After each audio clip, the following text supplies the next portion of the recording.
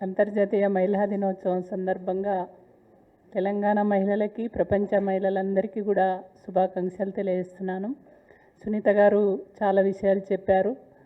ఇవాళ మహిళలు వాస్తవంగా ఆకాశంలో సగం, అన్నిటిలో సగం ఉన్న అవకాశాలలో మాత్రం చాలా తక్కువ సంఖ్యలో మహిళలు ఉన్నారు.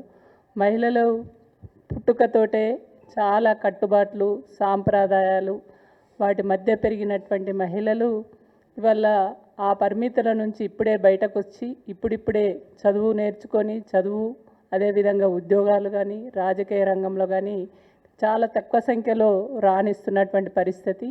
కానీ ఇవాళ ఈ సమాజం పురుషాధిక్యత సమాజం కాబట్టి ఈ పురుషాధిక్యత సమాజంలో మహిళలకు చాలా తక్కువ అవకాశాలు వస్తున్నాయి. ఆ వచ్చినటువంటి అవకాశాలను మనం అందిపుచ్చుకోవాలి. ఇవాళ మహిళలకు అందిపుచ్చుకోవాలంటే చదువుకోవాలి, అన్ని రంగాలలో రాణించాలి. మనము అడుక్కునడమే కాదు, గుంజుకునే విధంగా ఎదగాలని నేను ఈ సందర్భంగా తెలియజేస్తున్నాను.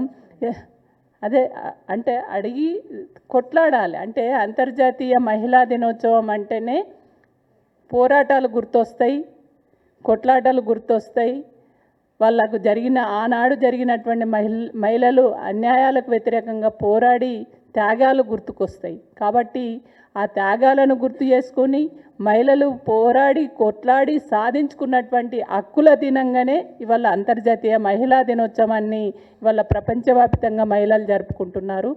కాబట్టి మనం అవకాశాలను అందిపుచ్చుకునే విధంగా ఎదగవలసినటువంటి అవసరం ఉంది. ఆ దిశగా మనం ప్రయాణించాలని చెప్పేసి ఈ సందర్భంగా తెలియజేస్తూ మరోసారి అంతర్జాతీయ మహిళా దినోత్సవం సందర్భంగా మహిళలందరికీ శుభాకాంక్షలు తెలియజేస్తున్నా.